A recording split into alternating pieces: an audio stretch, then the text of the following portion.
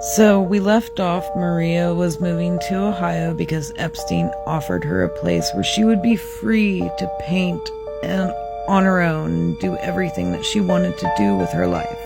This is a picture of her at the estate in Ohio where she moved to. Shortly after getting there, she realized it was like Fort Knox. The place had so much security, and it kind of boggled her at first. Like, she had seen all the cameras at the mansion, but this was a different kind of security. This was gates and lockdown and all kinds of stuff. So, long story short here, Maxwell and Epstein made a trip out to meet her shortly after she got there, and in the summer of '96 they had assaulted her. When she called 911, nobody came, nobody responded, ever. She eventually would escape.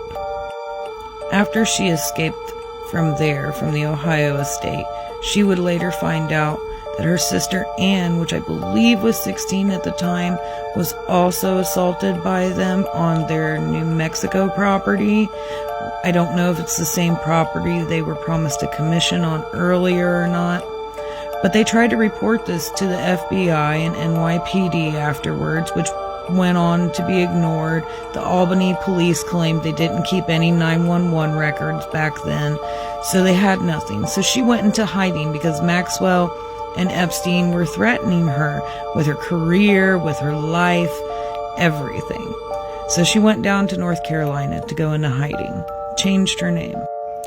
It wasn't until 2006 that they would knock on her door again, and Epstein was under investigation. Even though this was happening, nothing really came of this investigation. She went through all that for it just to go on to be ignored yet again. In 2019, she was diagnosed with a brain tumor, and it made her think a lot about how much this has really cost her in her life.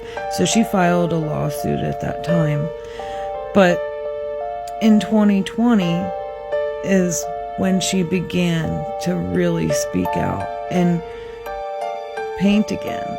She didn't paint for a long time because it left a very bad taste in her mouth, being associated with Epstein and all her artwork.